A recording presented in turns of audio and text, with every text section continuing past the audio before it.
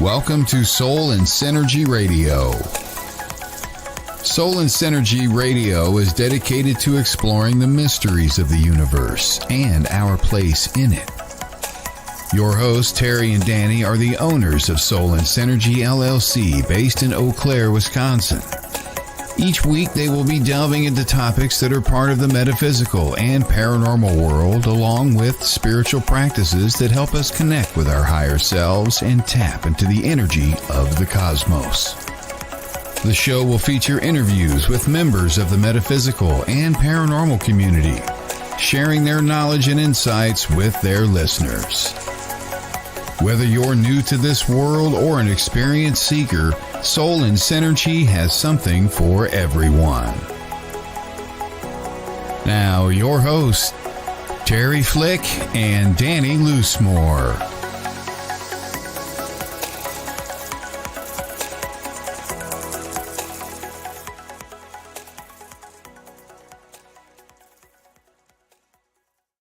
Hello, everyone. Good morning. Good morning, and welcome to Soul and Synergy Radio here on WLTK-DB Talk Radio. Oh, another week has flown right by. Well, this is 3 weeks since we've been on the air. Yeah.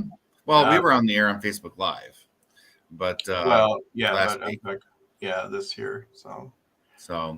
But yeah. Welcome to the show again. We have some interesting conversations set up for today. But first, why don't we talk a little bit about what's going on here at Soul and Synergy? So at Soul and Synergy, it's holiday weekend, July 4th, of course. And so this is Marketplace weekend. So what we're doing this weekend is we're open from 10 to 4 Saturday and Sunday, Mondays regular hours. I'm not sure what we're going to do on Tuesday yet, if we're going to take the day off and enjoy ourselves or what. But so Marketplace is basically when we do some huge discounts on things, like 25% off tumbled stones. I think it's 15% off select jewelry and 10% off any decks or cards. And so for you people that are listening, if you want to go to our Soul and Synergy retail and retail.com and look at your order and type in, I think it is July 4th, JULY 4TH 2023 is the promo. And you can get those discounts online as well as in store. And those will run through 4th of July. So otherwise, as far as events and stuff, we're not doing a whole heck of a lot the rest of this month. Well, the one more day left. So July is that. July 15th is the Eau Claire Psychic and Wellness Fair here in Eau Claire at the Best Western. And then we're over in Wausau on the 29th for the Wausau Psychic and Wellness Fair at the Holiday Inn Rothschild. So that's going to be an amazing event. Diet will be there. Well, she's going to be at both of them. Christina's going to be at both of them. Wow. Yeah, July is pretty busy because we are actually going to do somebody else's event. Kelly Wagner owns the Edge magazine. Her and her husband, and they're out of Minnesota, Minneapolis area. They promote an event every year called Art on the Edge.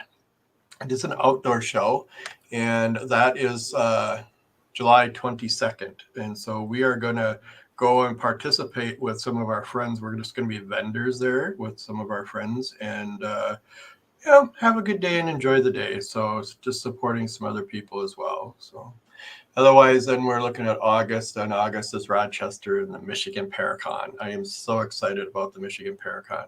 So that is the biggest one that we've ever done as far as vendors go. So we've done other Paracons, but this one apparently is huge. So, but yeah, and then September and October and November we have events and stuff as well. But yeah. Oh, one more thing. For the whole month of July, I'm running a promo. So these discounts that you're going to get through the the first 4 days of July, I'm also, if you book after you pay for a Reiki session with me, I'm going to give you those discounts on a one-time shop deal. So Awesome. yeah, Definitely. that's that. And now that we got the retail online, it's changing vendors and of POS systems and all the technical garbage that we had to go through. Yeah. It's going to be a really great thing. Yeah, if you go onto our retail site and you look at, is it collections, I think is what it's under.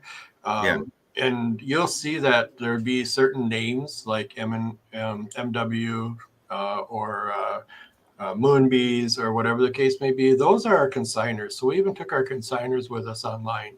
Yes. So you can see Creative Soul Design with all the funky t-shirts one I'm wearing today. I don't know if you can see it or not, but yeah. But so and other stuff that they make. So all of our consigners, all of our makers are on there. Yeah. So whatever the case may be, but yeah. So good morning, Courtney, Melanie, Stephanie, Diet. Good morning.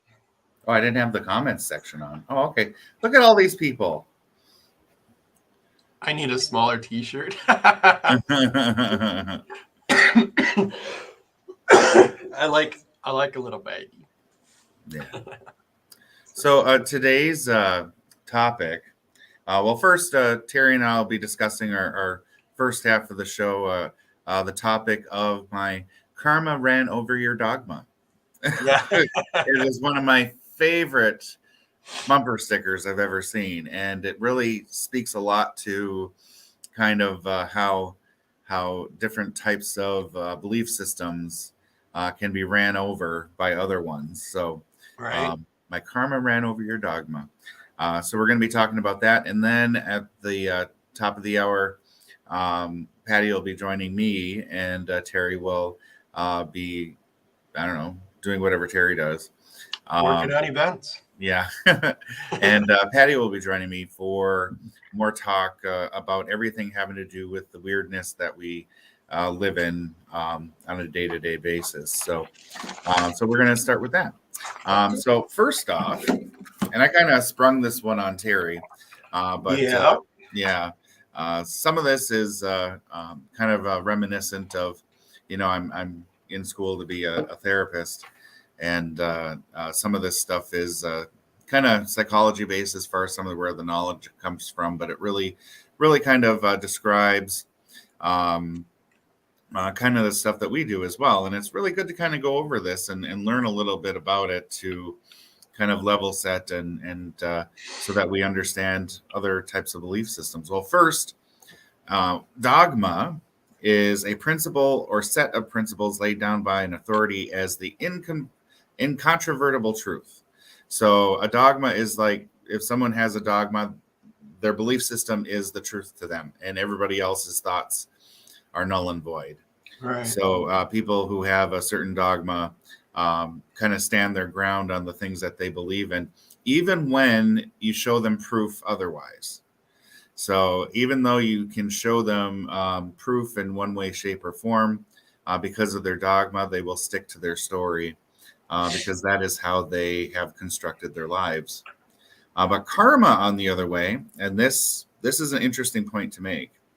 Karma is, in both the Hinduism and Buddhism, the sum of a person's actions in this and previous states of existence. So everything you do today in this life, in your previous life, viewed as deciding their fate in a future existence.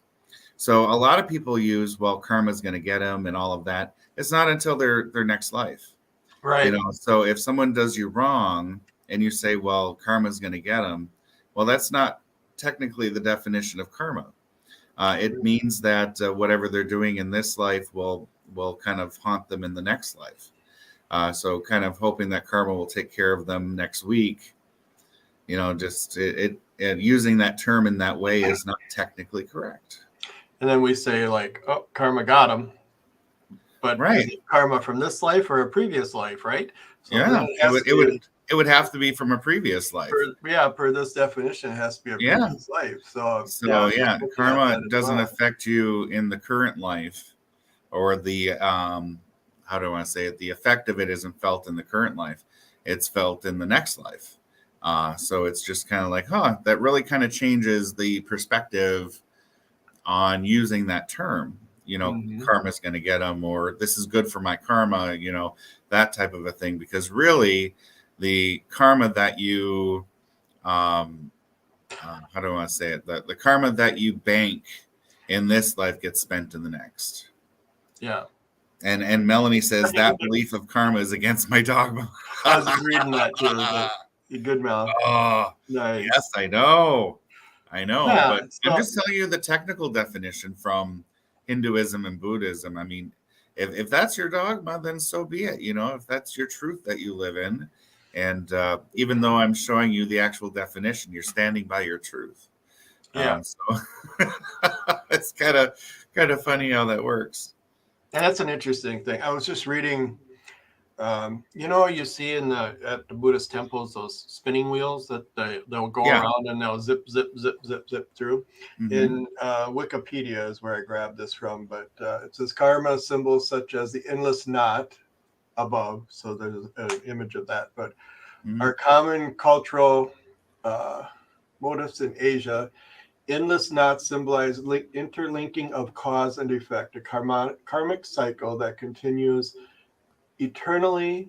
The endless knot is visible in the center of the prayer wheel, and that's the prayer wheel that they work with. So, yeah, it's pretty cool. Yeah, but then we get into some technical terms, which, forgive me, but having been and I say this a lot, and I'm sorry if it gets annoying, but having been a college professor for a long time, I'm really good at giving lectures. So this is kind of around that. But there's different kind of terms and terminology that really is good to have in your back pocket when you're trying to understand why someone believes something that they believe.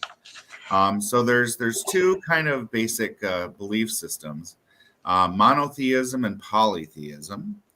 Monotheism says that there's only one God to worship, that is all-knowing, all-present, and all-powerful, where the poly version of it is that people believe in the existence of multiple gods. So you can kind of think of, let's say, Christianity with the one God, and the Greeks and Romans with their multiple gods back in the day. So mono and poly is just one or more. But then there's terms called henotheism and monolatrism. The heno version is that the religion only worships one God, but they say that other gods exist. So even though they only worship one, they acknowledge that others exist. But then the mono version is that they believe different gods exist, but only one of them is superior. So in the monolateralistic religions, that would be like, again, the Greeks, where Zeus was the all-powerful, even though there was many other gods in existence at the time. Then non-theism is the religions are often called ethical religions. So instead of focusing on a god, they focus on a set of rules or ethics to live by, or moral values. So they don't necessarily worship an actual being, but rather kind of espouse what they feel is the ethical way of living, and kind of worship that in a way, or kind of hold that up as something. But some couple of examples of that is Buddhism. It's a non-theistic religion, and it does not revolve around a supernatural creator being or God. Its focus is to provide a path for individuals for spiritual awakening. So in Buddhism, they don't worship a god. They kind of are all about the spiritual awakening. And this one, I may be pronouncing it incorrectly, but it just, I don't know how else to pronounce it. Confucianism, like Confucius, focuses on the improvement of humanity through ethical values such as righteousness or integrity. It focuses on establishment of social harmony through humans rather than through supernatural beings. So in the non-theism version of things, we have using what the ethical norms and values and morals are as something to live by versus an actual religion. So then my question is, when they talk about in the Christian Bible, Jesus, Jesus isn't necessarily a religious entity in any way. Right. He kind of had his own morals and values and norms that he was proposing to the people around him. So really, Jesus in and of himself is actually non-theistic because it's his view on what life should have been or should be, and how we should treat each other. That's really the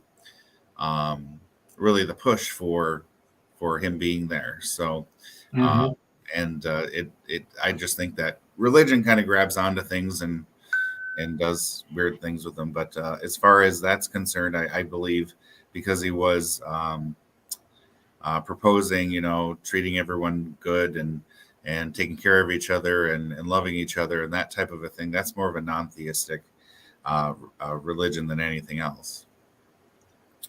And then we have atheism, which my friend Mindy, one of my bridesmaids, is all about. Atheism rejects the existence of any god or supernatural superior being.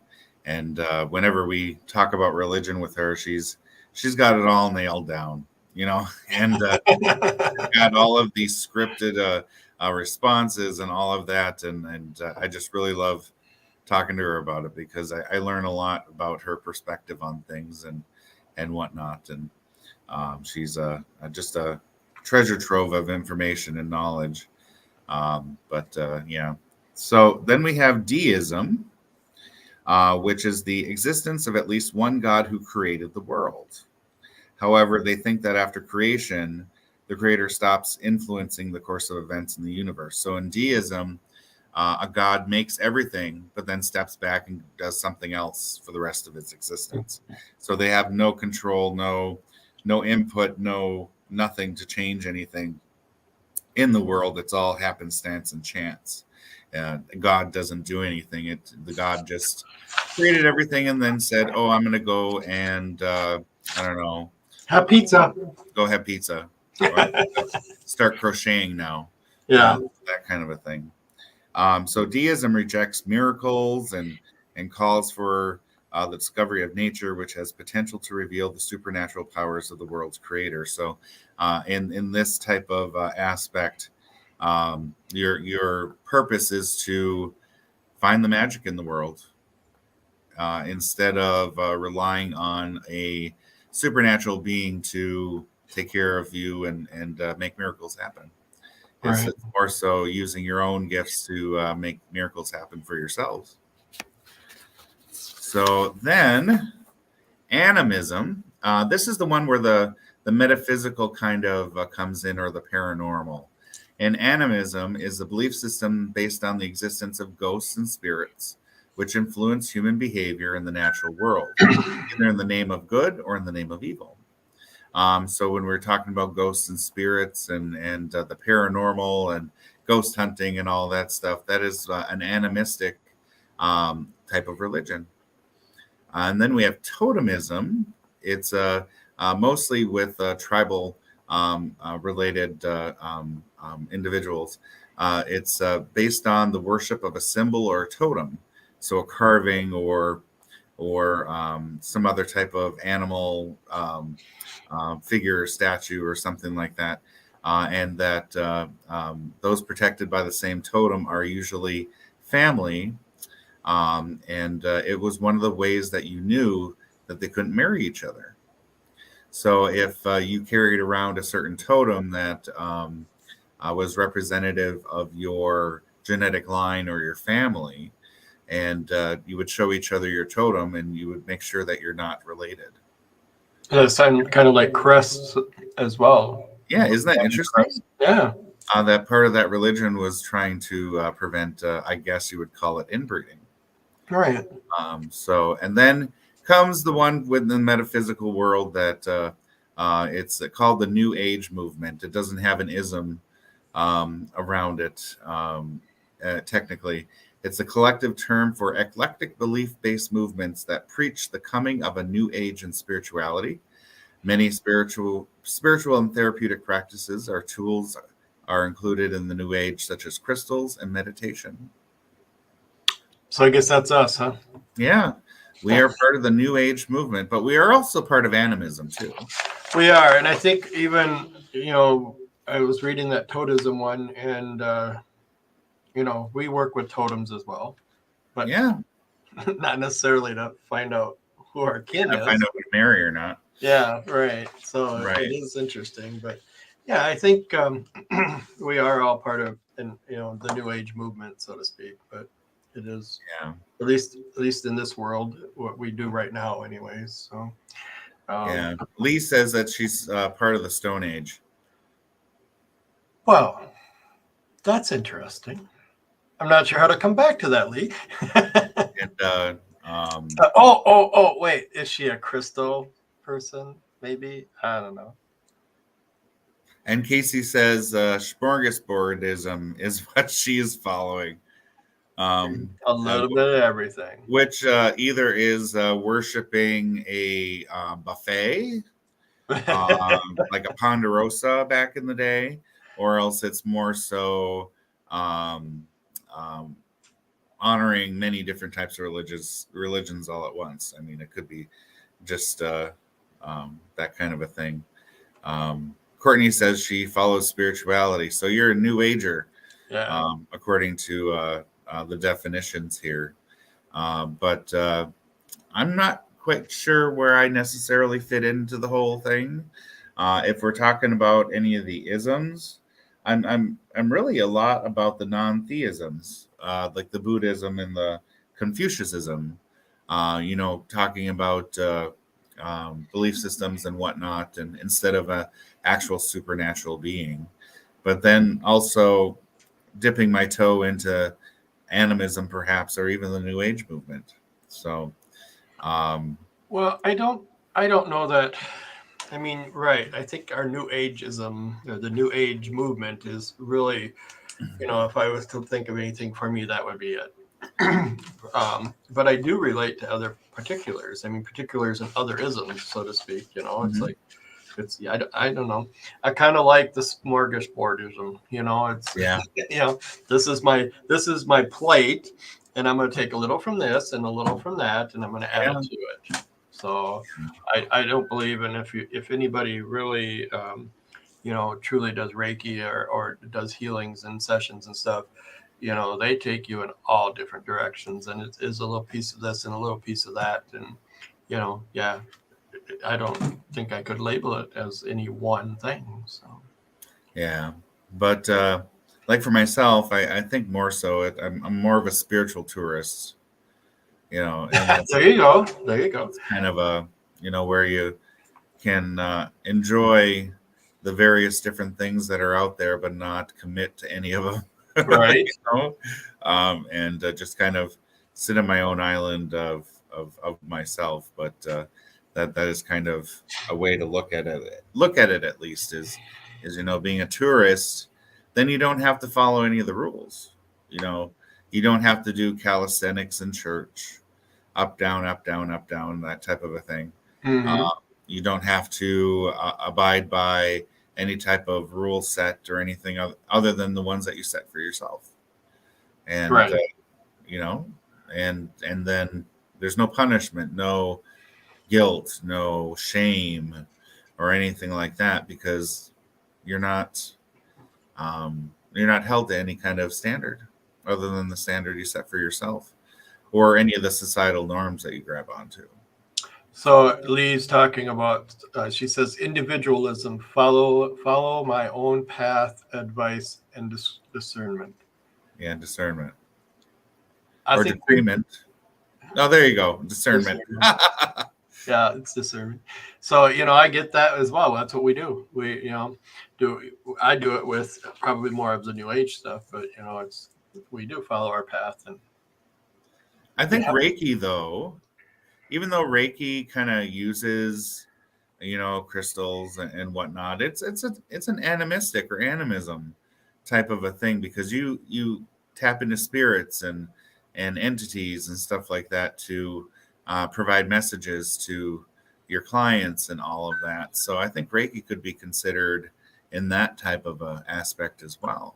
Yeah, I think you're correct there as well. But just going back to the session I had yesterday, and they take you in so many different directions, and we're like 15 minutes before we're done, and I look over and there's this little girl, foot tall, maybe, I don't know. And I'm like, oh, where do you come from? And she said, how did she say it? I'm part of her.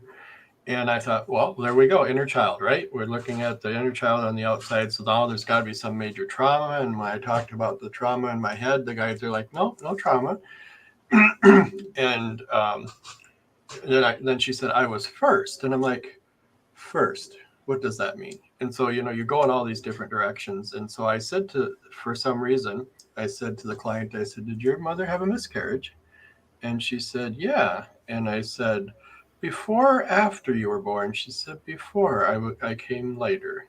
I'm like, oh, so how cool was that, right? Yeah.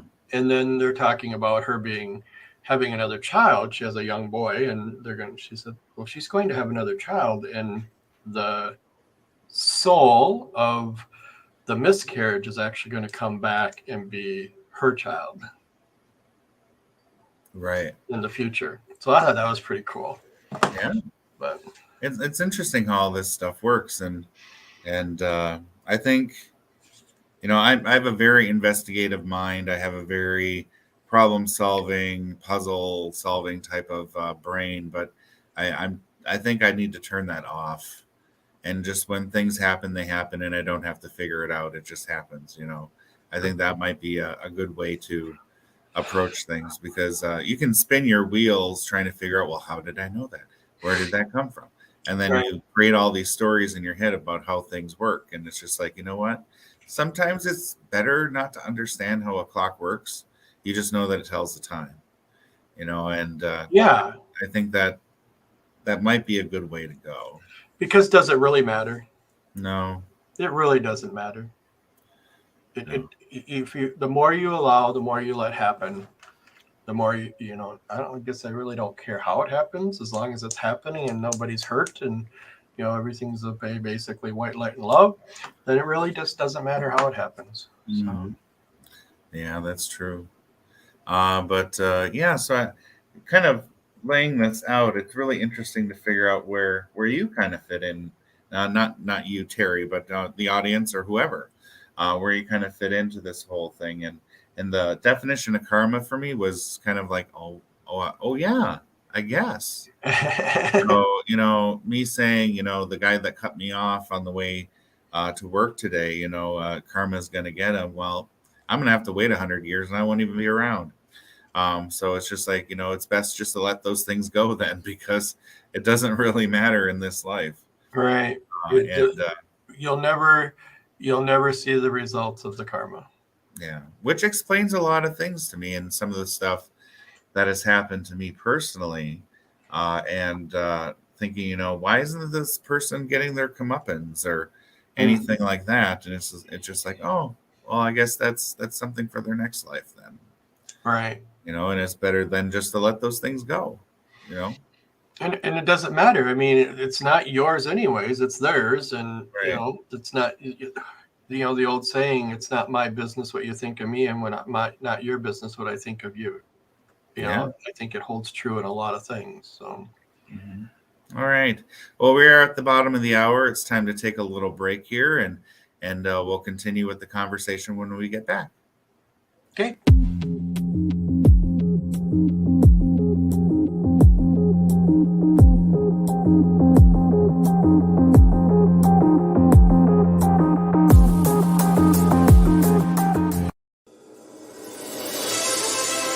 Have fun for a great cause. July 1st, 2023, the Broadhead Manor fundraiser helps save the roof and restore this iconic building to its natural state.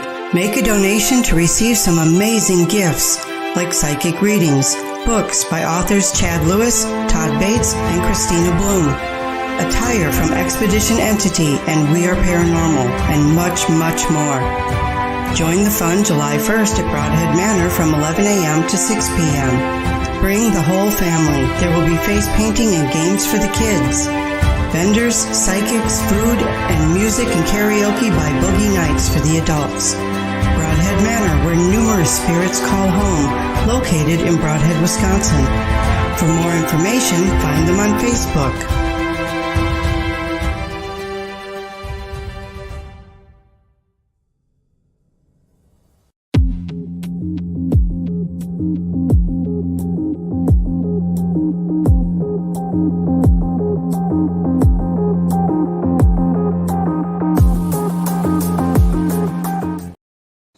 Hello, everyone, and welcome back to Soul and Synergy Radio here on WLTK-DB Talk Radio. We've been talking about karma and dogma and religions and all that fun stuff and how everything kind of ties itself together.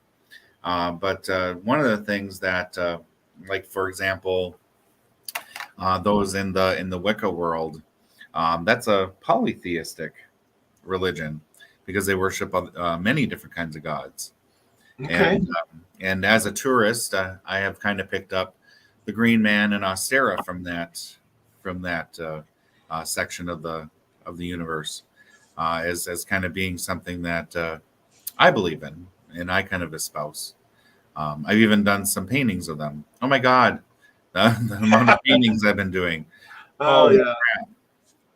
I blame Patty Q. But yeah, so. It's just interesting the things you pick up along the way. But one of the things I wanted to bring up today too. Hold on. So I'm reading the comments, and Courtney Lopez says, "I miss you, hooker." I'm not sure what she means by that. I think she means Casey. Oh. Yeah, they're having a little love fest in the chat here.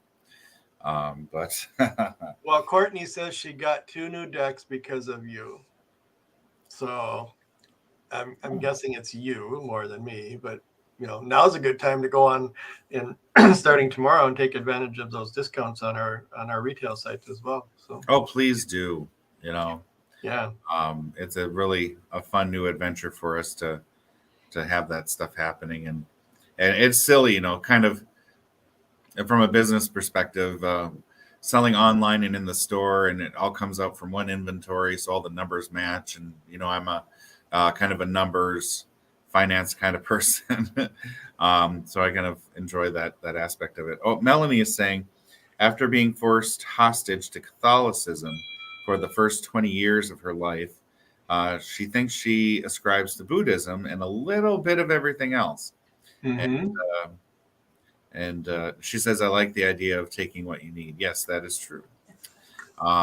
It's kind of one of those things where, as the times change and as society and everything changes, we kind of move towards new perspectives on things. And it's really kind of interesting. You got the Rebel deck.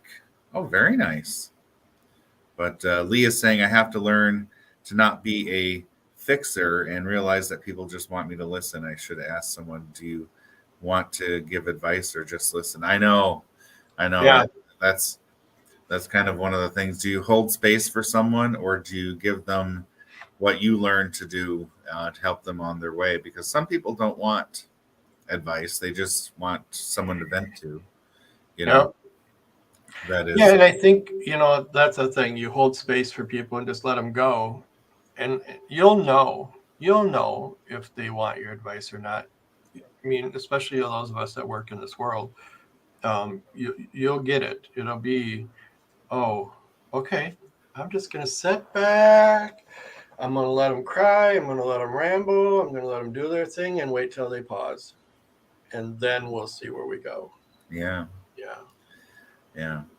But something that is kind of unrelated to this side of things that I want to talk about is that we're delving into publishing tarot cards and oracle cards and even flashcards or something like that, where you can work with us to put your ideas into art and into Word to publish your own tarot deck. We have connections with printers and publishers to get those things going. But one of the things that we're doing kind of as our test run is offering when we're doing Divination Lab right now, and we're doing a free creating our My Life's Journey tarot deck. And the My Life's Journey tarot deck is where you take pictures from your life and attach it to each of the 76 different tarot cards. So like for myself, the Fool would be, and it is, a picture of me right before I graduate from college. And for others, it might be their baby picture as the Fool. You know, it's the beginning of a journey, the beginning of a new road. And we're taking family photos and friend photos and all those fun things. And the group is putting it together into a tarot deck. And then we'll work on getting those tarot or getting those pictures into the computer, digitized and onto cards. And then it's just as simple as sending it to this printer that I'm using. And the decks are really cheap. So by you doing all the work, or you having us help you do the work, or whatnot, it only costs $25 a deck to print. And the more decks you print, the less it costs, you know, kind of a thing. So if you're interested, you can contact us to work out doing the Life's Journey Tarot for you too. And if you have pictures that you're like, you know, this is something that could represent the Tower or the Two of Cups or the Five of Swords, you know, that would be really great. We do have a guidebook available to give you a hint about what pictures to select in your photo albums for each of the different tarot cards. So you don't have to think, you know, what picture goes with what. We kind of give you the theme of a picture that you want to look for, whether it's you doing a how do you want to say it, doing a beer bong in college, or christening your children. Any of those things really kind of tie into one of those tarot card meanings, because the tarot deck is just representative of the life's journey, from the Fool to death, and from beginning to end. So any of those things is really easy to find a picture that represents that for yourself. And it's actually not only good for you yourself to kind of create this tarot deck for yourself, but if you do it related to family, it's a great gift to give to your family as a way to kind of have those pictures creatively put into a deck, so that everybody in your family has that type of photo album, if you will. Or it could be a commemorative type of a thing, or something to create after someone's passing about their life.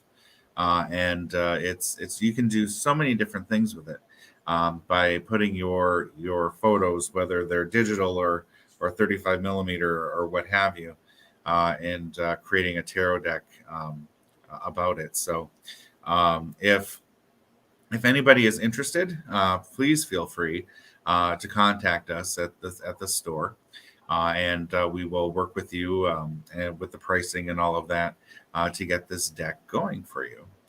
And in creating a deck like this, we'll be working with other creators to create their own decks as well. Yeah, so I do have to agree with Lee. I'm reading the comments, and she said, "I told you your paintings need to be made into a deck."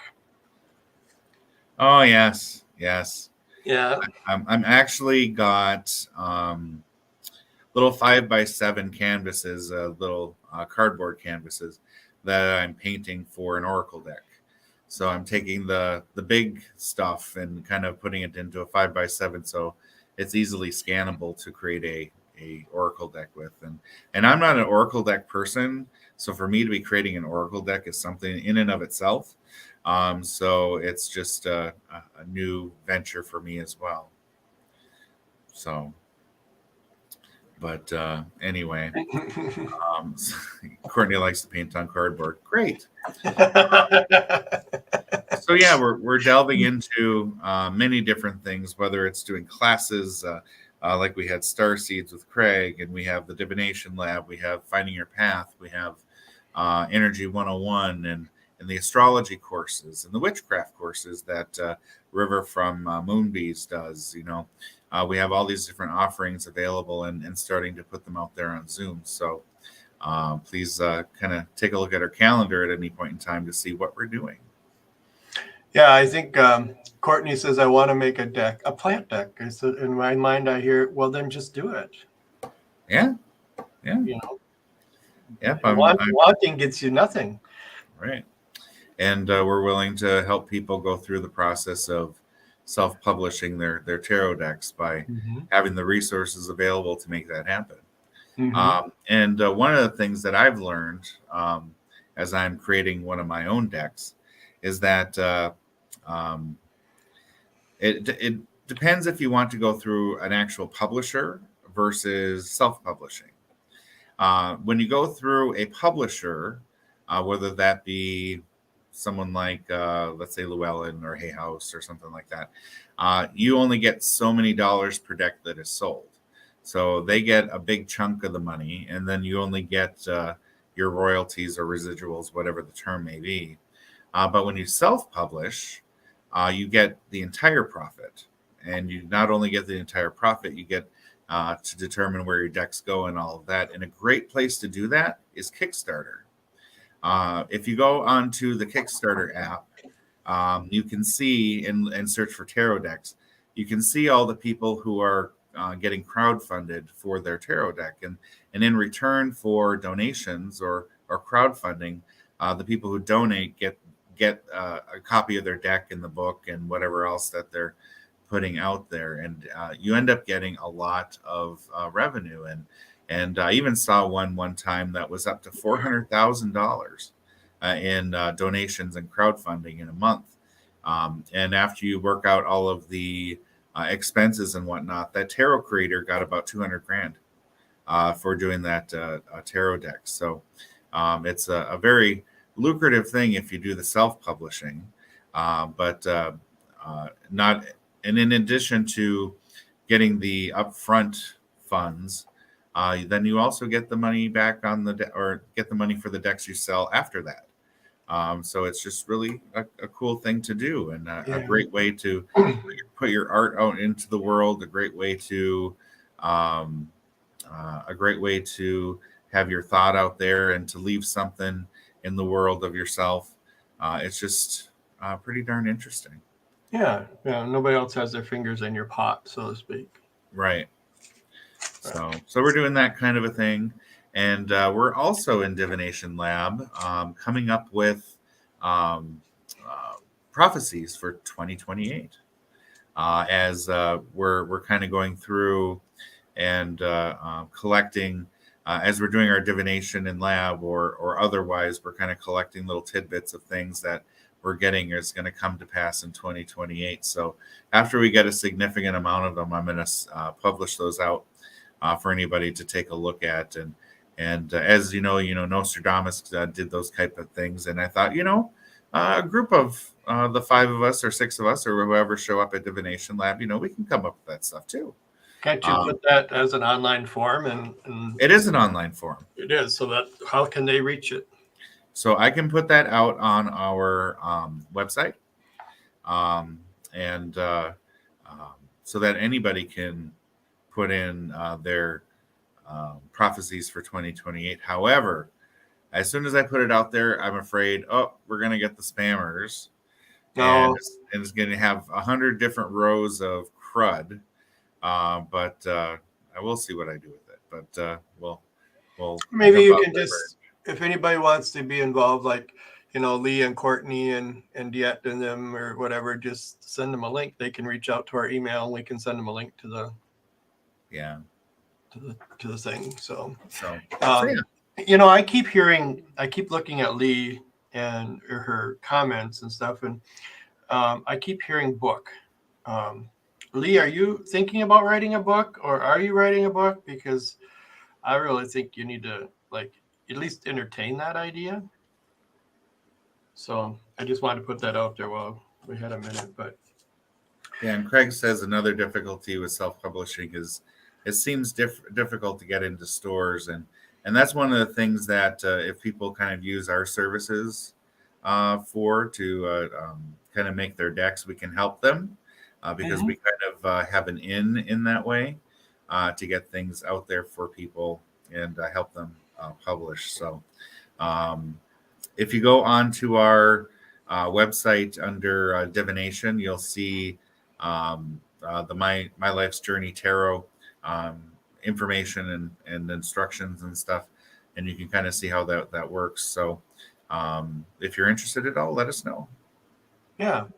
And we'll refer that all to Danny. Yeah.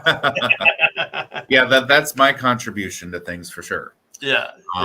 Is that type of stuff and whatnot. But anywho, talk about resonating with things. It's like I'll have readings here and there, but very few. I mean, I haven't found decks or whatever.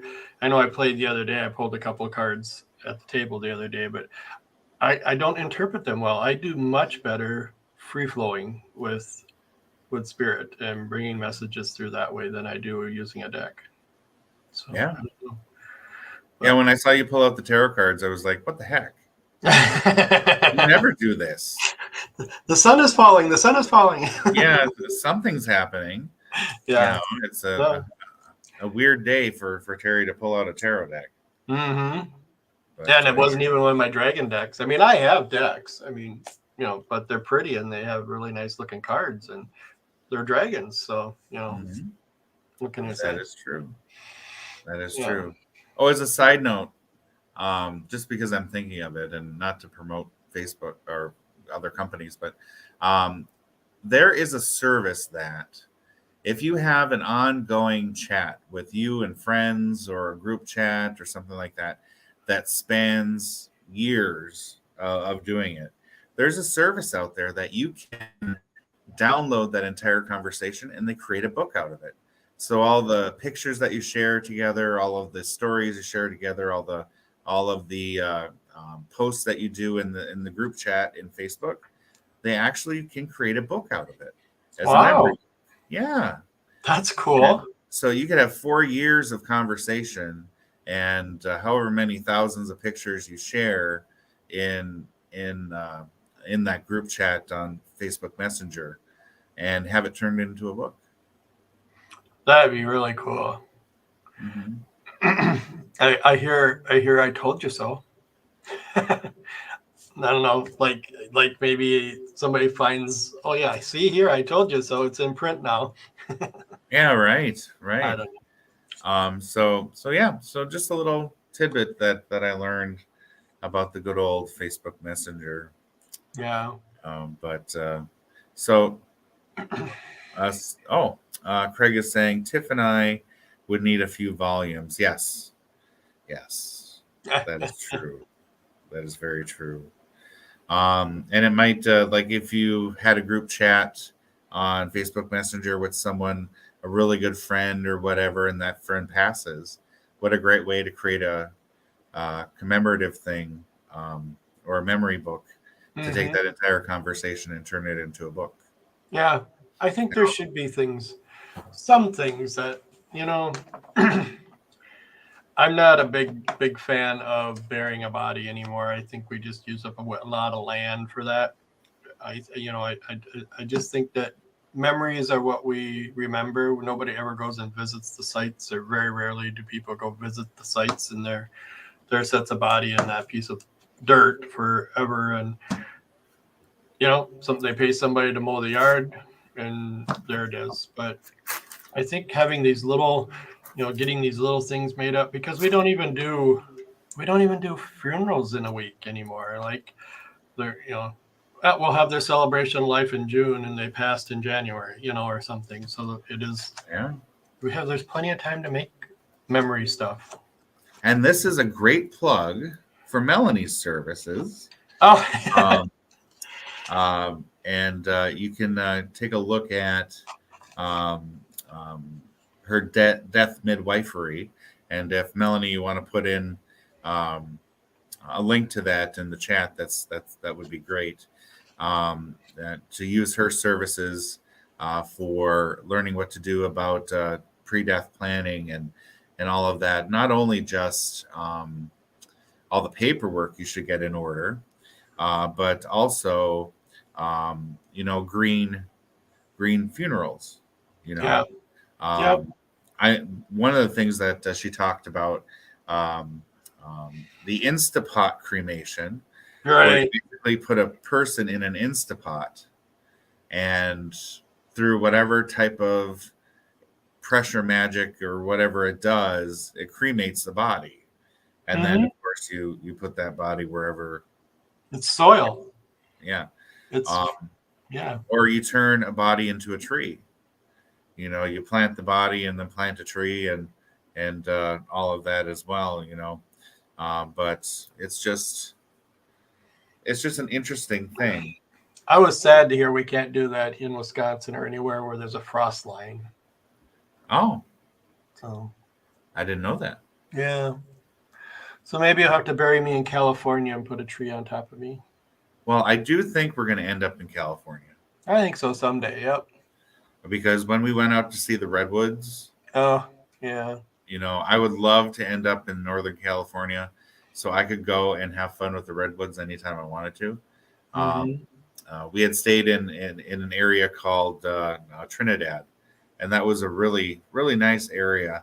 It is always between 50 and 70 degrees year round, and if you want to see the snow, you just go up in the mountains a little bit, which I will never do again. And if you want the nice weather, you just drive down the mountain next to the ocean. So, and Well, it and was we were right on the Pacific, so yeah, within where we stayed in Trinidad's right on the Pacific Ocean. So yeah, and the seals were there, and all the wildlife, and I don't know. I think I'm going to end up in California with you, or we're going to end up in California. yeah, And, yeah, we couldn't get close to them, but we could hear the seals barking. That was really cool. yeah. Yeah. I'm glad you said barking because I couldn't think of what it was called, the sound that they make. So Yeah. yeah, Yeah, because our room was right across. If we could go our little cottage where we stayed, if we could have went across the road and over the cliff, they were right below from what they were saying. So. yeah, just hordes of them making noise. But yeah, so so as we kind of close up this hour of conversation related to dogma and karma and all of that, the whole purpose is that you kind of know the background and know when someone's talking about their belief system how it kind of fits into a category. Because as humans, we love categories. We love putting people into buckets, and we Mm-hmm. love labels and all of Mm-hmm. that. And so we know which things we associate with and which ones we don't I think based on that their is labels. just drives me nuts when we have to categorize or put people in buckets or whatever you call it. I just don't think that. I don't think that's the way it is. I don't think that's the way it is. I think we're also individualized, or should be anyways, that you don't fit in any bucket. Well, even in the spiritual community, there are, depending upon what bucket you get put in, there's still little cliques or whatever within it that Oh, kind of, yeah, yeah, for that sure. that kind of they only um, gravitate around their own people, and it's just like, but you're in this spiritual new age kind of movement where it's supposed to be about everybody, yet because you practice this in this way, you only hang out with people who practice this in this way. Right. It is, it's And that's a thing because we're not that way. no, We don't. I could care less how yeah, you practice your thing as long as we can get along and we can interact and we can be happy together. That's all we care about. You may think the sky is purple and I may think it's green, but in the end, who cares? yeah, because it doesn't matter. It don't matter. No, So yeah, so I don't know. yeah. So religion is an interesting thing, or spiritualism is an interesting thing, and it kind of, for some people needing to have a header or a marker of sorts to say, you know, this is how I practice or whatever. I just kind of wanted to go through that because it was interesting to me as I was learning about it in my psych classes, about the religious aspect of things. One little interesting thing before we kind of end this hour, just to say, in psychology, as I'm learning,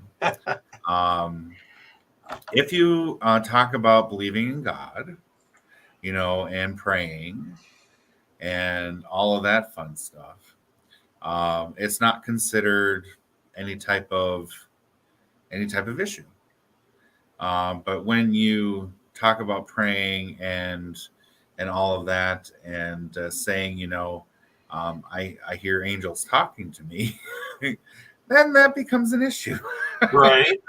You know, so it's just interesting how psychology takes a look at spiritualism too, as far as what they kind of designate. Well, isn't it also depending on the religion? Yeah, I guess so. I mean, you know, depending on what type of religion we're referring to, but yeah, I get what you're saying. So, it you know, I just be happy. It really doesn't. It doesn't. Be happy, do your own thing. Yeah. You know, find your tribe that doesn't care that you have to, you know, spin 3 times and clap your hands before you walk through a door. You know,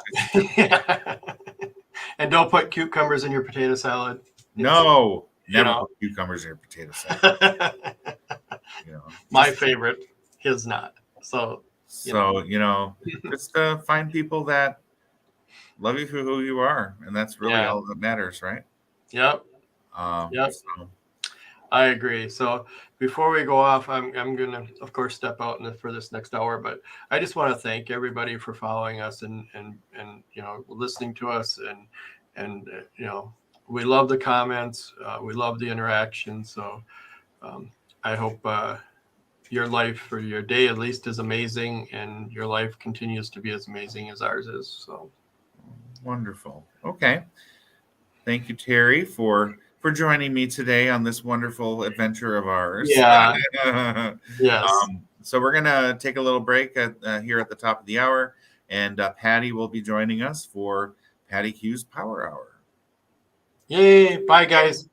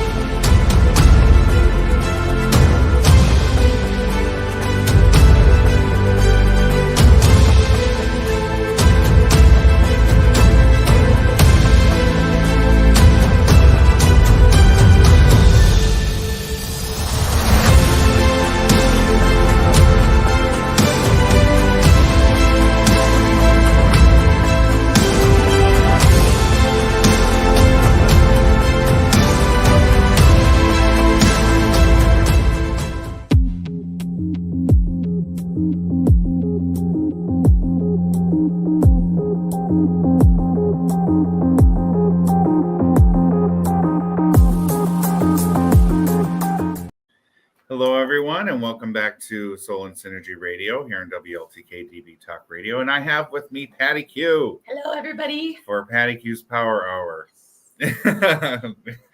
You don't roll your eyes.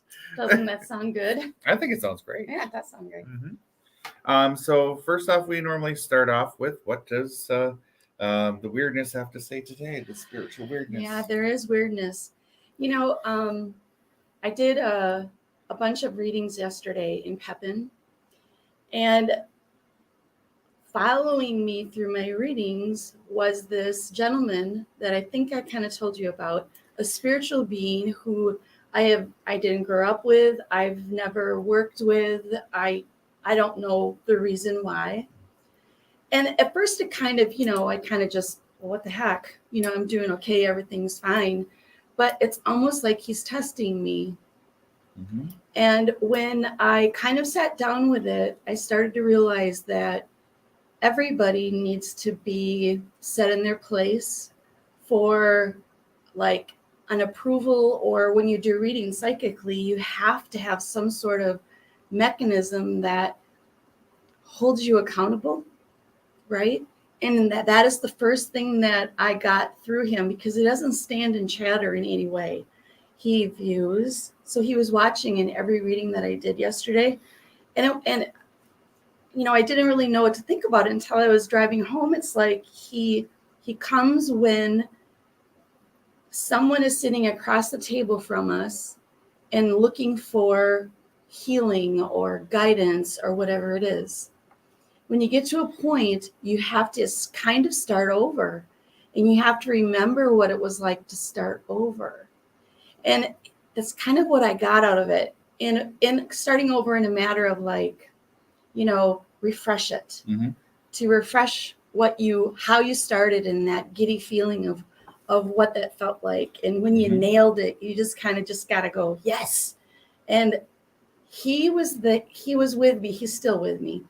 And he's not going to let me off the hook for probably the rest of my life. Mm. So then when I was reading a certain individual, it wasn't yesterday, but another time, I thought it was spot on. I thought the reading was beautiful, powerful. And he told me what I didn't do. That has never happened before. Oh, okay. So the beings that come for our accountability do watch us. No matter where you are and what you do, even if you don't do anything that is psychically driven, even if you're not in this business, they still come and they hold people accountable for themselves, for their own actions, which I thought was really refreshing, because I didn't think that was even like possible. And he's not an angelic being. He's more of a side note to a spiritual guide. Mm-hmm. So he was very interesting. And then he left. So whenever I would want to sink my teeth into what he knows, he would leave. But he would leave behind things that I start to realize. And that's what, symbols and signs do naturally for living people. I also find it interesting that when we receive information, whether you're a psychic person or not, you receive it through symbolic means, because it's most efficient that way. It sits with us really well. There's no edge. There's no burden, or, it doesn't, get you off kilter or imbalanced in any way. It just naturally throws through your soul, right? Well, then he started to tell me that the reason that I do symbols, and Danny's seen my symbols, is that for that thing. But why do I put it on paper? Why do I put it on paper? It's for a visual, but it's also making me go to my roots of why I do symbols, and to look at them with a fresh eye. Because Danny was talking earlier about tarot cards and things. And I've really been sitting with that. And he says to me, you have to start over. You have to have a batch just for tarot cards, symbols that are just for tarot card. And because one meaning isn't a meaning for everything. So he reminded me of how quickly time goes when you have all these things that you want to do to help people. And he literally did that whole, tick-tock, tick-tock. And so I'm like, okay, I really feel now the need or the urgency to work on my tarot deck. And I don't know if I ever would have said that until the last couple of weeks. Yeah. In a tarot deck, when you look at a certain tarot, the description, the emblems on it, or the symbols, however you look at it, it still grabs the person that's using it, or the person who is receiving that information. It's very impressive, really, because people manage themselves before they come to a psychic read or before they come to a tarot read. And I kept writing the word manage. I don't feel like I'm being managed, but I guess I am. And the need for a quick hit of realization is what makes this believable. If you don't stop and take stock on who you are generally, how do you know you're doing a good job? How do you know that you're helping? You have to be reminded and go through someone who is bigger than you, who won't mince words and lays it out there. So you go, all right. And then it's like a mic drop and he leaves.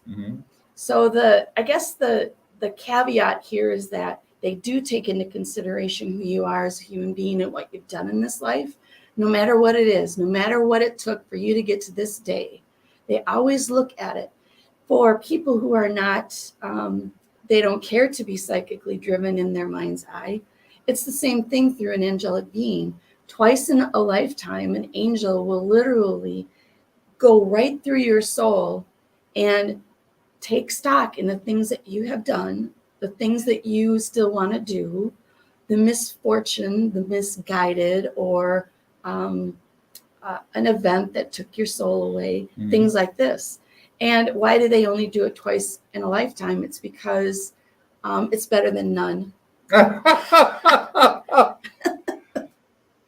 Yeah, it's better than none. And really, quite frankly, they got stuff to do. And to do that is really monumental, really, to go through every living person on this earth, no matter who you are, where you come from. And it's quite mind-boggling, really. And I've always said this, and I will repeat myself, if you believe you were in the same room with an angel, an angelic being, you cannot cognitively speak to that angel, because there's no middleman. There's no spirit being in the middle to deliver the message from angelic beings. Our minds are not set up to receive directly the information that they have, unless you work many lives to achieve, right? So they will meet you, they will see you, they will hold you accountable, and then you have new direction, or you have new decisions to make. So believe me, as I was driving back from Pepin last night, beautiful landscape, sun was out yet, and it just was so green. And you take stock in how fortunate you are to be alive, to be able to see that kind of view. And yet when angel comes, they don't really want to know, do you appreciate what life is? They just want to hold you accountable for what you've done. So doing appreciating of you or being a better person is expected. We're expected to do that. And if we don't, angel really doesn't take stock in why you came to that conclusion on your own. There's always a way to remind yourself, but angel is very fluid in a heartbeat, and then it's gone. And then you go, okay, I feel different. So I guess the practice in which people who are psychic, when we talk the talk, is now being accountable. It's not just me, it's everybody. Everybody has one now. So I'm calling you to the mat. I'm calling Terry to the mat. I'm calling everybody that's been on this show, or anybody out there listening. If you believe in a certain belief system, you have to stand tall with it. And if it sits, if it's faithfully yours, you're golden. You're good, right? And if it feels crooked and out of place, get rid of it. So that life is short in the vision and the perspective of one life. I don't want to stop living this life. So what does Angel have to say about that? You don't want to stop living this life.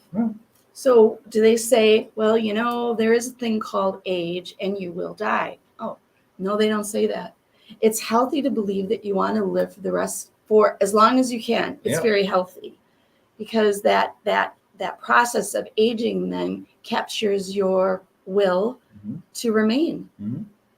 And they look for people like that. They want people to think like that. So you have to really own yourself. You have to be totally you and understand everything that you do in this life, why you do it, how you do it. Did you receive it through angel? There's all these different questions. Mm-hmm.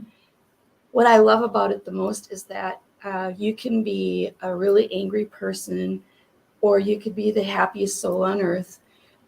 It doesn't matter. The message is still the same. Mm-hmm. It's a balance. I always see balance when I read people. And one of the things about not being balanced gives you miscommunication. It tells you things that are not right. Mm-hmm. Well, if you're off kilter, right? Mm-hmm. It seems like you should slide away from it quick, but you don't. It just is a symbol of imbalance. The need for that symbol is to correct people's actions. Mm-hmm. So one of the things angelic beings do is they look for balance. Mm-hmm. Are you balanced, Danny? Oh, I need to go to the garage. I need my tires balanced. You need a leveler. Yeah. To see if you're. Yeah. Well. Yeah. Okay. I'll give you that. Okay. But I think the coolest thing about this is that they love people who are creative. So however you roll in this world, whatever keeps you happy, angel sees you. They know you. They feel your pulse. They know we're alive. They want you to continue in that fashion, all on your own. And you can do it. Mm-hmm. You don't have to have 2 times in your life to receive it. You can choose not to, because you are on your own roll. Mm-hmm. And I think that's kind of cool. So people should really realize that the amount of energy you've already accomplished in this world, mm-hmm. to be who you are today matters. No matter what kind of person you are, if you're always ornery or always happy, it matters. Well, how about you're always nice and happy and how do I say it? To other people and all that stuff, but you're ornery to the stuff you hear in your head. Yes. Which one counts? Are you speaking from experience? Yes, I am. Yeah, okay. From experience. Yeah, from experience. Well, I have to say, in Danny's case, because he's an open book, but he has received many angelic touches in his life. You've experienced things that probably other people would crumble under. And you've continually received their support. Mm-hmm. So it guides you. It makes you better at being Danny. Yeah. And he has a smile on his face. It's just funny, isn't it? You have to laugh or you'd cry your eyes out if you didn't. Exactly. Well, so angelic touch is a real thing. Mm-hmm. And this is all they do, and it's literally like a touch. It's always on the left shoulder. So with your left hand, put it on your left shoulder, and it's exactly where your finger goes is how they enter your psyche. It's not through your crown. It's not through your senses. It's a touch. It's very powerful. That is powerful. It gives you instant, what do I want to say? Instant gratification? No. It gives you instant answers. It gets you going again, mm-hmm. even if you don't realize what they just did. Right. It gets you going. Okay. Okay. I have a question for you. Yes. So, okay, we were just talking about religion and different types of religions and different types of groups that, like for Buddhists and all that, they don't believe in a supernatural being. They just believe in being a good person and all of that. Mm-hmm. So when angel comes and does their inventory, how do they handle people that don't have that belief set? Because mm-hmm. it's not like they can hold mm-hmm. them accountable because mm-hmm. they don't have that belief set. So that's a really good question. The answer is, because I'm always with spirit guide who is a knower, mm-hmm. and he shares and I share and all this. So to your question, there's an ability within every living human being that triggers that same gift of touch. Mm-hmm. it is always through an angelic way. But does that person realize that it's angel? No, maybe not. So to be within their belief system, they use maybe a different approach. They use something that is more akin to who they are and what they believe. And that would make total sense. So if whether a Buddhist or Christian or whatever, well, no matter who you are, Yeah. And there is no downside to that. There's no mistakes. There's no, it wasn't your turn. Sorry, I take it back. And it's all for your kindness, your direction, your peace of mind, your comfort, your structure. Okay, so they don't skip over the atheists. No. Oh. No, they don't. That's pretty good, actually. Yeah, I just wondering because we were just talking about all those different types of. And when you are drowsy and at rest, if you are in that restful state and you receive a touch, you are more able to appreciate it because you're at rest. Now, it's probably 1 in a million or even a billion that you will be at rest and actually acknowledging that is what happened. And that should be the way it is. That is the way it is. There's another thing about it, though.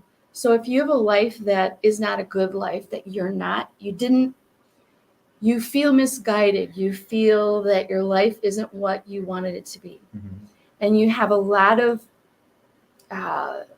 ill will, seems like you can't see straight, your focus is gone, you just need faith. The word that we use, that word faith, is for exactly what we believe it means. Angelic beings don't use that word. They like, yeah, whatever, people, do what you got to do to believe in what is right, and they're okay with it. So no matter how we approach it, it's still we come up to the same conclusion.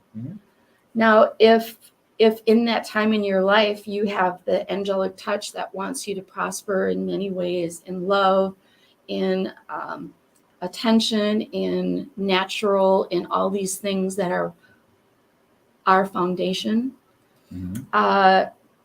it will change your life because angel wants it to. And so do you. Right. So you could say that you have been given an answer. You've been given that answer. And I always find it so, so beautiful and brilliant when I realize things through an angelic voice. I mean, it's crazy good. And but if all I wanted to do was listen to what they had to say, I would never leave the house. I would just sit with my eyes shut 24/7 because that's all I want. Well, that would be unfortunate. Yeah. And in a mind's eye, the system will not let you do that. So if you were a person that was, and you're not, unstable. No, really, you're not. And you had a long road ahead of you to kind of start to feel okay. Everyone should hear this, that you have to understand the depths to which you got to this day. And angelic beings see that. They know what you've gone through. They've heard your voice. They've heard your crying, your screaming, your imbalance. And if you never said a word out loud that this is what I want, they already know it and they come for that. So there are angelic beings who are not tied to those 2 times in a lifetime. They do have crews of their own that comes in to help when the chips are down. And believe me, if all you really realize is the tip of your finger of brilliance, that is a beautiful place to start, to be with. And it gives you hope. It gives you a better direction than you had. And they do know when you're not well. They do. They see you. And I've probably said this before too, but they do not identify us by our face. They identify us by our, what I use the word pulse. So in your world of etheric beauty, they feel that to know how you are doing. And if all they did was this amount of angelic presence inside of your world, you are golden. Mm-hmm. And it is a beautiful place to be. Mm-hmm. A lot of times when I do readings, and I have to say this, sometimes it's quite hilarious. So I started to say, when I was driving home last night, I had an angelic being that was with me. Mm-hmm. And he was telling me a story about how he tried to connect to a young man. And that young man knew that there was an angelic being that was trying to enter his world. Mm-hmm. This man, young man, kept saying, no, no, no, no, no, no. And finally, the way they got through was through his time to eat food. Oh. I know. So this person would be in a state where you have to eat. Mm-hmm. So the act of this eating is the symbol that brings angelic information through you. Mm-hmm. So through food, the act of bringing food to you for nourishment is the same symbol that angelic beings use to provide you nourishment of. For this kid. Yeah. Yeah. And I'm like, so that's kind of special, weird. But he went on, this angelic being in my car kept going on. He said, there are people who are well over their 90s that feel like they are in their 50s. Mm-hmm. And they look spectacular. We were kidding one other time with Danny. If you're 80 years old and you feel great and you look like you're in your 50s, well, you're doing something right. Right. But that focus on that symbol of youth began through Angel. We weren't necessarily born with a youthful symbol to carry with us through life. So there are some things that we do not have and that we have to ask for or know to ask for. That's a lot of why they come with psychic readings or group sessions or when you're on your phone with your mom, whatever, and you think of or you're a part of something that just clicks, right? Mm-hmm. So I kind of like this angelic man that was being. And he continued to say, how people have pets. They have like a loved dog, or they might have 5 dogs. And each one of those dogs are so loved, so loved, that you can't imagine when that dog passes that they don't go to heaven. In our mind's eyes, people, our love demands to know that that dog is in a spiritual heaven. Mm-hmm. Well, it isn't the case. They don't go to heaven, but in your heart, Angel tells you they're in heaven, just so that you can rest and you're happy. And it's not a lie as much as it is a symbol for your release of that animal to be an animal again one day. And that's that is what human beings do as well. But we attach ourselves to a lot of things along the way. Animals, dogs especially, they can't do that. And so if you buried a dog with the owner one day, sure, that's great and wonderful. Mm-hmm. I'm sure it's been done. Did it matter? Did it take that dog to exactly where that person went? Mm-hmm. No. Right. But it made you happy before you died. Mm-hmm. Yeah. I know, like when I see deer that have met their demise on the road, or there's a lot of those, or animals, I kind of do a little thing to, say, I hope your essence is in a better place, nice. Kind of a thing. But one of the questions, since we were talking about different types of religions, does Angel have a religion, or is Angel outside of religion? I don't know that. Do you know what I'm asking? Yeah. But so like they don't do religion. Yeah, that's what I was going to say. They don't. Yeah. And I'm sure that there's people listening who might believe otherwise. Yeah. And that's your dogma. That is. I have to say with all certainty that the only way I learned through angelic beings what life is They never, ever, ever included a religion. Mhm.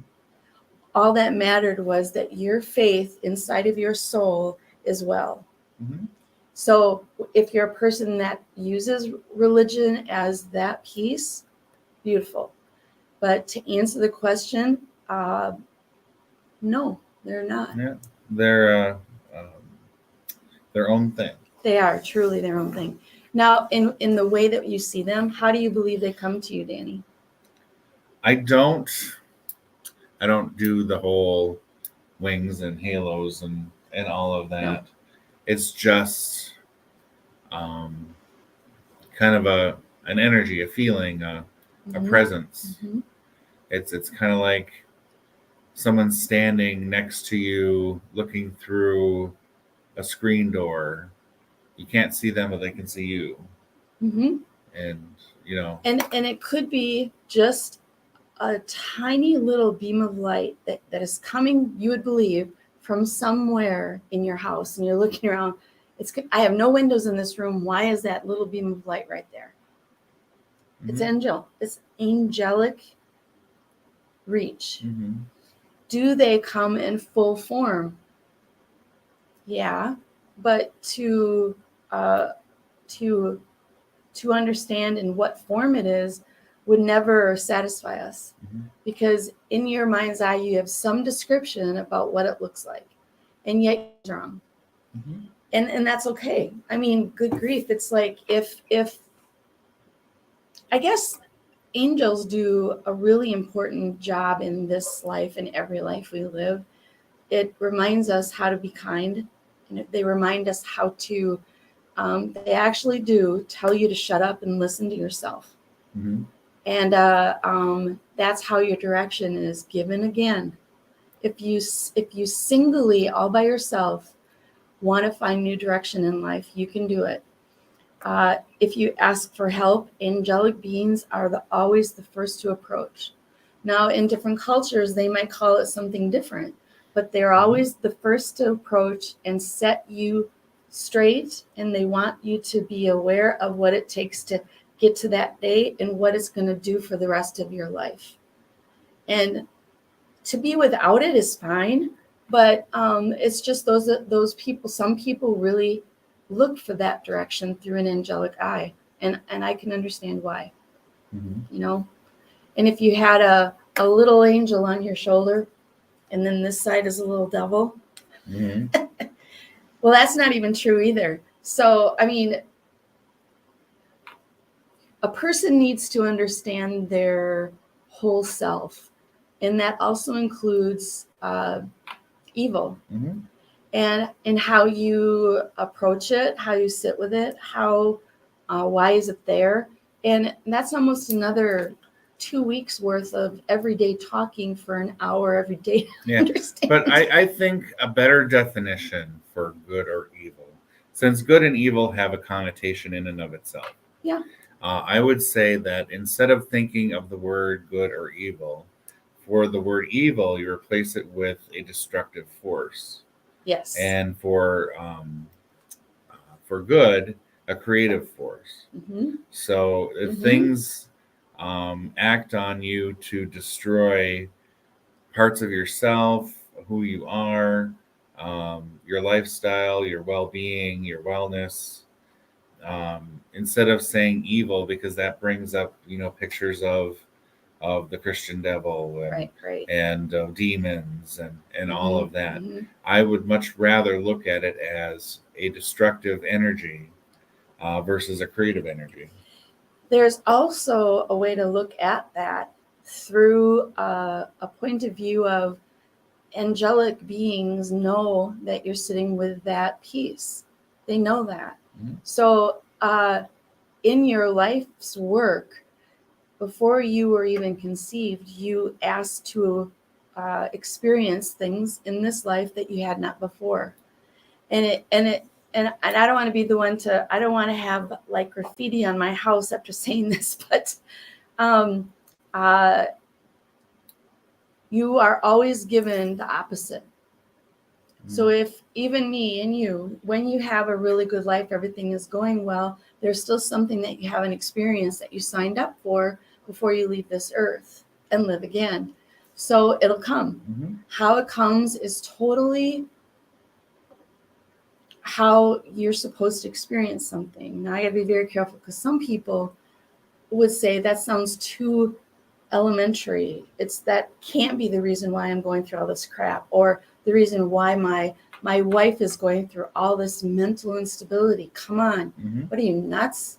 And there's a blanket of similarity when you say that a person needs to own their own psyche Mm-hmm. to live better and yet experience the things that they had originally signed up for. And it doesn't mean that they won't do it, but you could do it at a different level. Mm-hmm. You could realize it and ask for a thinner veil or experience of that. Mm-hmm. Yeah. Totally makes sense? Yeah. Well, we are at the bottom of the hour. We got to take a little break here. Oh, yes. And we'll be back with Patty Q.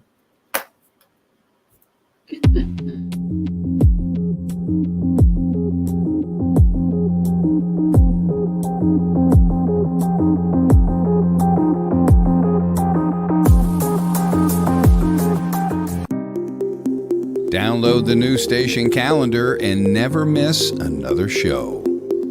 To get it is simple and free. Just visit WLTK-DB.com to download or tap the subscribe button on our mobile app. Once the file is in your downloads folder, just double-click it, authorize it to your calendar, and boom, you have every show listed. Not only does it list the shows, but also the links to watch them live. We would like to thank Danny Loosemore for developing this for us and hope you enjoy it as much as we do. Get yours now at WLTK-DB.com or just click subscribe on our mobile app. See you at the shows.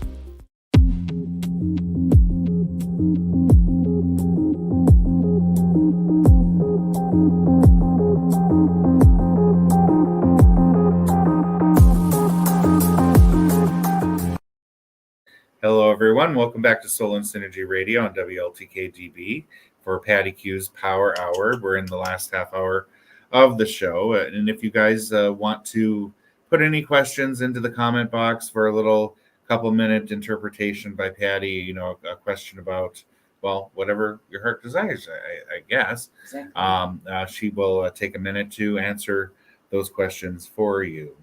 Okay, so we were on the topic of angels and all of that.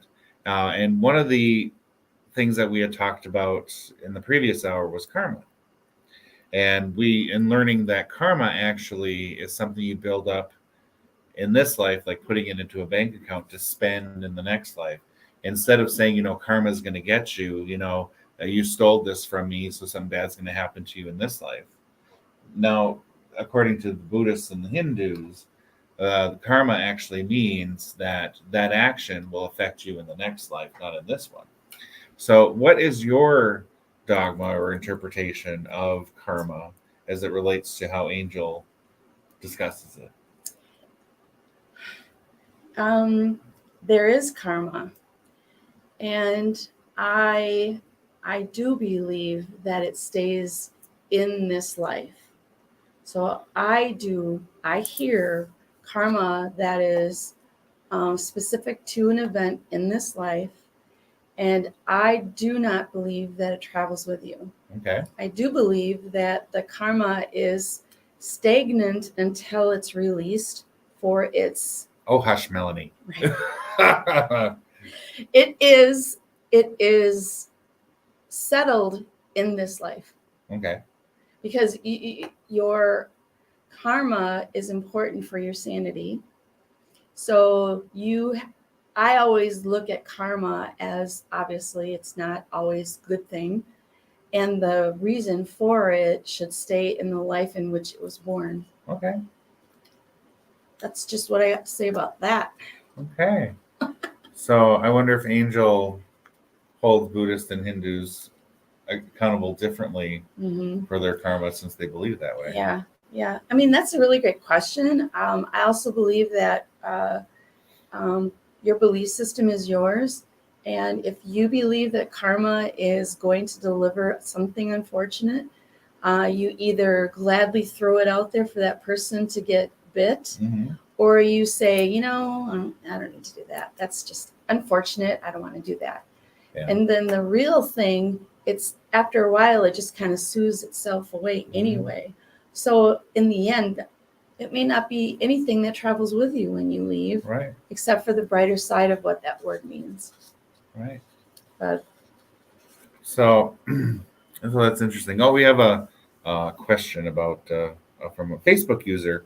Unfortunately, Facebook user, we can't see who you are. But then what about past life karma or ancestral karma? Does that come into play if karma only plays into the life that you're in? I don't. The ancestral karma isn't a thing. It's not, because it doesn't travel. And I don't believe that if you're really in tune to all the lives you've lived or your ancestral path, karma isn't a need to have to live with. It's not a thing. It's almost like a man-made thing. Yeah. Because angelically, they did not create karma. People create karma. So it's kind of a double-sided coin, isn't it? Where my karma can't touch me, but I hope that karma bites Danny in the backside. Ha ha ha. And that's Great. That's totally my throwing it your way. Yeah. And I don't even have a symbol for karma. It's not a fluid thing at all. It's totally should be closeted, if you will. It's not even worth bringing up in a reading. I've never looked at karma as a living being that has purpose or other than. So many things are man-made. And when you leave this life, it stays. And when you are born again in the next, it's not with. So then some people believe that the things their family has done, they're responsible for, or they're getting payback for things that have happened in their family. And that to me goes a little bit too far. It goes very deep. And, belief systems do hold on to that kind of act. Belief systems do show that it has legs, but that's a whole other radio show. Right. But yeah, it's just interesting because angelic view on karma, and it being kind of a man-made type of thing. But even though we say that it's man-made, thought brings action, and thought brings energy, and enough people thinking something creates a big snowball of energy. Absolutely. So, and it can create life of its own. So it can be a human man-made energy. Absolutely. That is around us that Absolutely. isn't something that angel has made, but we have made on our own. Hence the reason to have a cleansing or clearing of your own mind's eye and your body, your soul. So if you simply do that on your own, you can ask for an angelic link for cleansing purposes. To do it faster, you would have to go to a healer. And the need for it goes quicker when you have help from a healer, let's just say. And it makes you appreciate the beautiful signs that are associated to living well. And you then can enjoy your life more. And it goes to the structure and who each person is. We're not born identical, but we almost have identical tools that we have been given before we even were conceived. We have almost the same makeup, but it's decisions and choices after that birth and in through life that you make that steers you away from those tools or makes those tools sing, or you just keep going forward and you never look back. You lose the things that you should have brought with. All these things in a cleansing, you can receive things back that were of natural order when you were born. You can do that, and it would help you immensely. And another comment, it's more of the energy that you put out is the energy you receive back to this person. And I guess I would have to agree with that in a sense that the energy that you put out, how do I want to say it? It's like a magnet. It says, this is what I'm about. So all these things that are like me come to me. Oh yeah. So if you become a magnet for positivity, or I don't know, a magnet for success, and say, I am success, so success finds me, and you put out that energy of success, that's what you're going to get. And it really does go to one of the sessions that we've done is how to create your own army. Spiritual beings match us. And then when we ask for an army because we need help in a lot of different ways, spirits match that need. And before you know it, you have a million spiritual beings that are there for the same purpose, wanting you to be well with who you are. That's how that works. It's very natural. There's nothing man-made in that. It's spirit's job. And I don't like that word job, but it's their happiness to attend to us. That's what they do. That's what they do. Right. That's just weird. Yeah, I know. It seems like a long journey sometimes when somebody isn't well and they continue in that same fashion, not realizing or knowing there are other ways to become well. And if it's something outside of your own head, do it. However you're guided to, or if you think for 1 minute that I'm making this choice on my own, I'm going to have tarot reading, I'm just going to say, or whatever, and you're supported. If you can't do it, or if you feel ill because you're doing something wrong, Spirit will tell you you're doing something wrong. You can ask for that structure.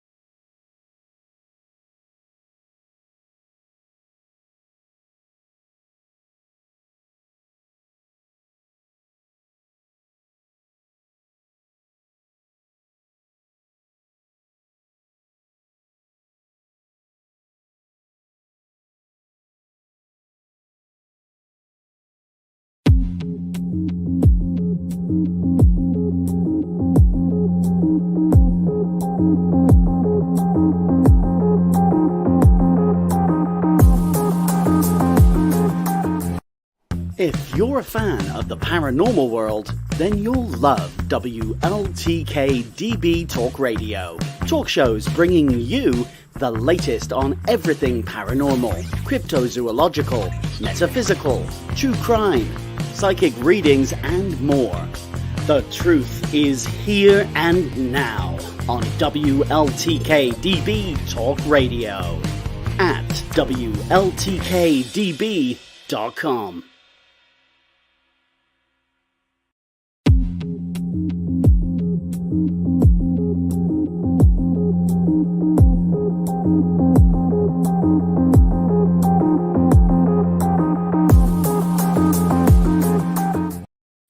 Well, something weird just happened.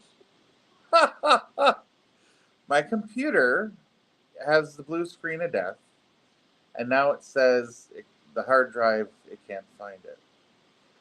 So, Patty, this is your fault. I know. This is all your fault. They obviously told us to stop. Yeah, apparently Just so. stop. Just stop talking. Stop. You're giving away all of our secrets. Yeah, right. Oh, my God. Now I don't even know what we were talking about. But thank God for phones and coming back on in that way. And now I'm in a place where I can't even see what's going on For questions. For chat stuff here. Let's go back here. Okay. All right. So now we're back. We're back. And hopefully our angelic friends won't kill my iPhone. So. Right. So where were we? Well, we were talking about creating your own army for purposes Oh, of yes. wellness. Yes. And we were kind of doing the whole think outside of yourself, because there are healing triggers that can give you more of who you are just by asking. And I think it's really important for people to understand that. But if you rely totally on someone else in a very healthy way to help you, perfect, beautiful, just do you. The other thing that I like to say about the angelic ride, they call it, is that you can never figure it out. You can never ever put your own stamp on angelic time, on angelic need, want. You cannot put or gravitate to your own ego or agenda that you might have asking for angelic reach. If you have your own agenda, or if you have ego about it, they are not going to make it easy for you. You have to give your whole self to something that maybe you haven't done before, or allow or align with the cleansing messages that you have to have. It is more complicated, I think, in people's mind than it really is, because it's very singular. It's very it gravitates to only what is right. And you couldn't imagine all the stuff that people hold on to. They hold on to a lot of negativity, levels of things that don't make any sense. So they do help cleanse your mind's eye, your mind, your body, your soul. And there's nothing better or higher in this lifetime. Okay. I have a question though. Yeah. Who determines what the right way is? Because person A can say, this is the right way to be, and this is how you should be, and this is what you should do. And then you have person B that says, no, this is what you need to do, and this is right. It's the same thing as even the simplest disagreements, such as people like myself, gay or whatever. And you have people who say, no, that's bad, and you have people say that, no, that's fine. What does Angel do?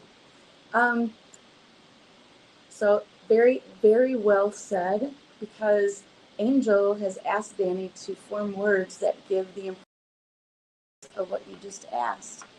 And a lot of times you don't believe that as much as you should, so they're going to turn up the volume with Danny so that he starts feeling things through an angelic eye.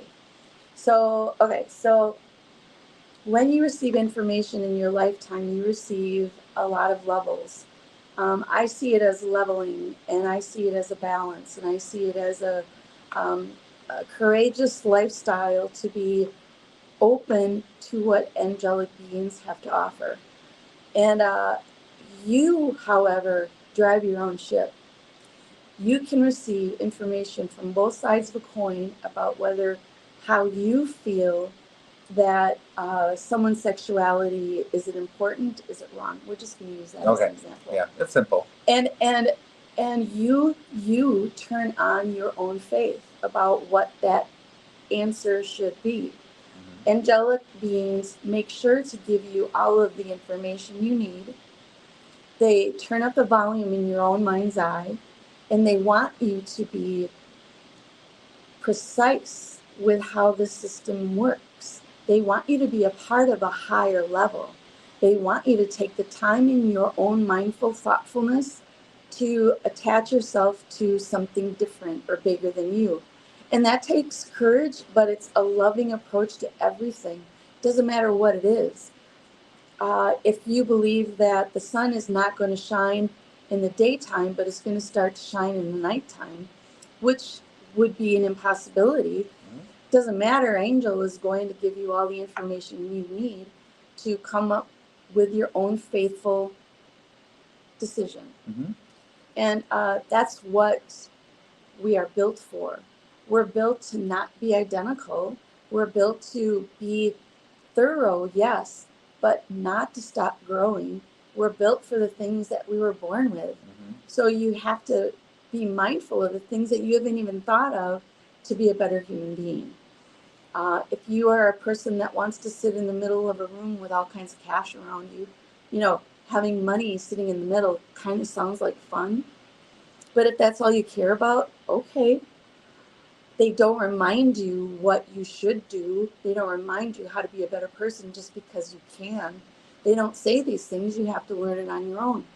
You have to be that person to be your own beacon of what you believe you are or who you are. So I know that I lived another life that speaks to me a lot more than other lives do. Does that mean I'm singular to one lifetime ago? No, it just means that that part in my past makes sense to me now. Mm-hmm. So in past lives. So angelically, they do look at the lives we've lived. They do push us to gather information at a relatively good pace so that we can understand ourselves better.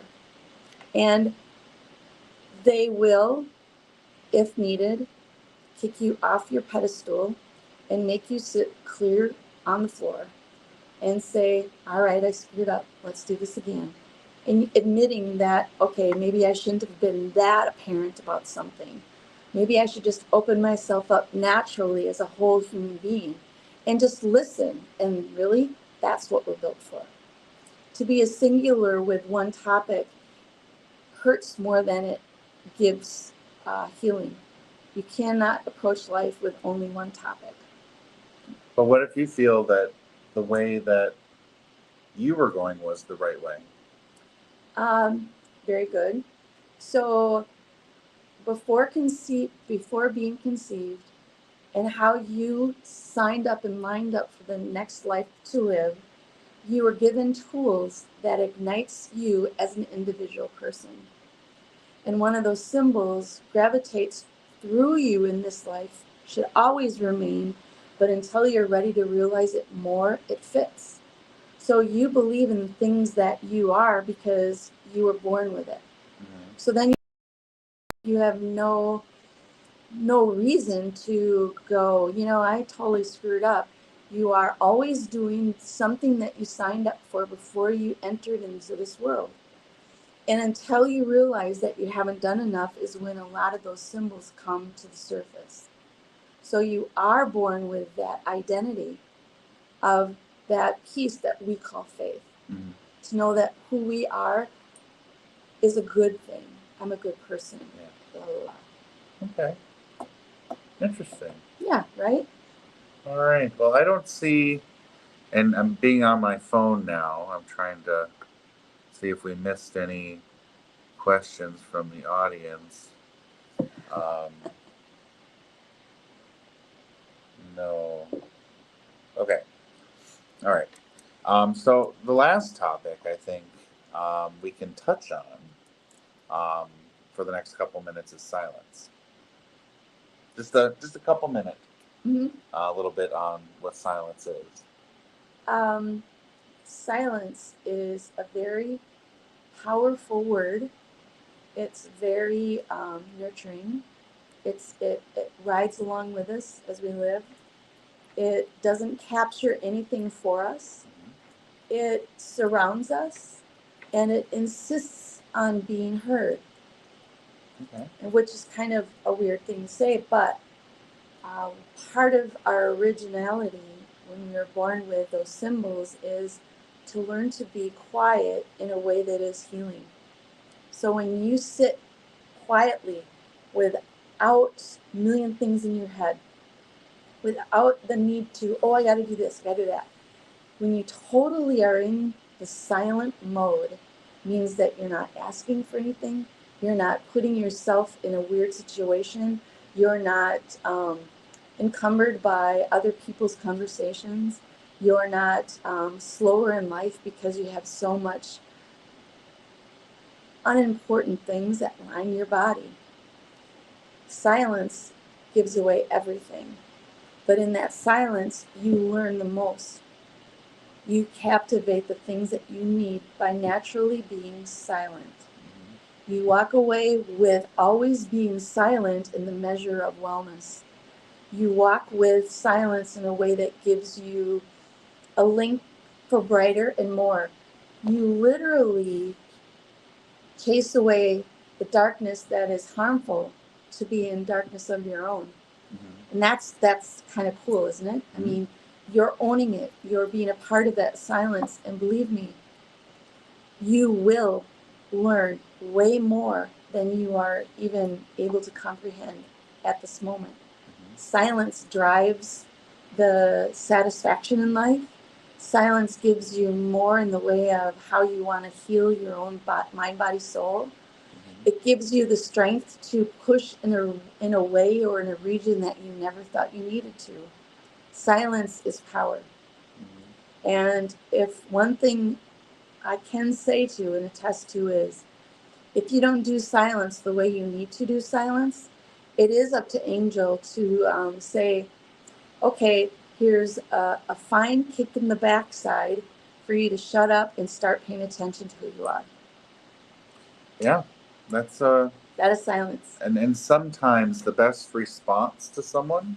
Hmm. I mean, if you're having a conversation, or having an argument or whatever, sometimes the best thing to do is to be silent. And silence is part of our own mind, body, soul strength. And you can carry it with you, even if you're not technically silent. Silence is a badge of honor, because when you wear it, it speaks only your truth. Right? And being silent can be a mark of your personal power. Exactly. Because you don't have to say anything. Exactly. And you don't have guilt or doubt or fear or any of that coming into your silence because. Right. Okay. So for the last few minutes, we're going to talk a little bit about some of the goings on with Patty. We have every month we have Creating Your Army in person, and then we have a Creating Your Army Zoom, where she connects you with your spirit guides to do the things that you would like to do in your life, and gives you a physical representations of those guides based on her paintings. And for the Zoom option, she will send them to you through the mail. And for, of course, in person, you get them right there at the session, the spirit guide paintings that were made for you.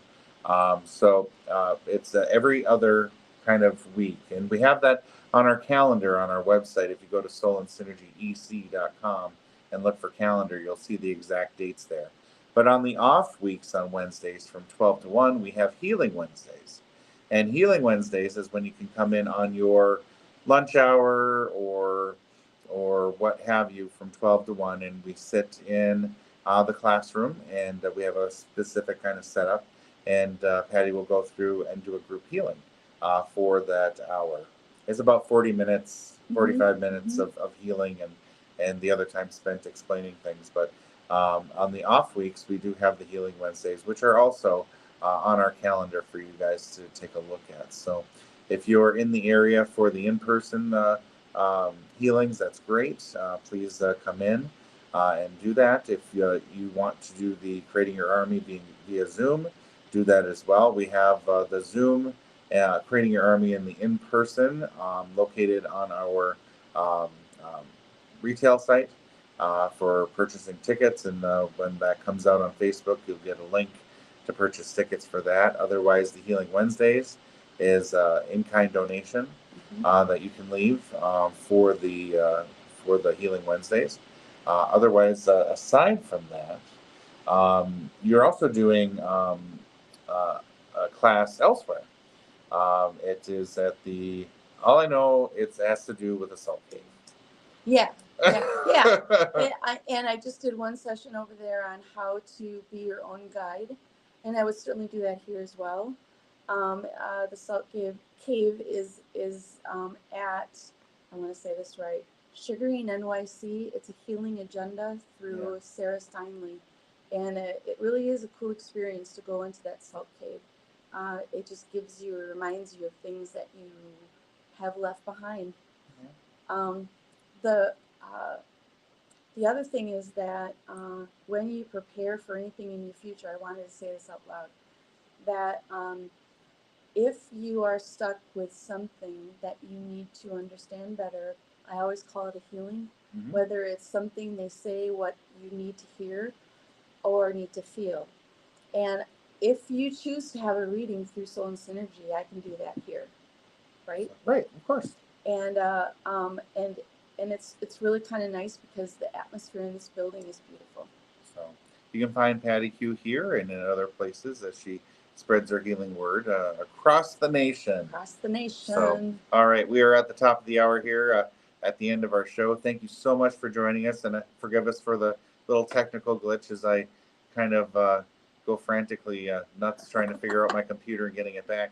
But otherwise, thanks again. We'll see you next week on our next show. Bye, everyone. Bye. The truth is here and now on WLTK-DB Talk Radio at WLTK-DB.com.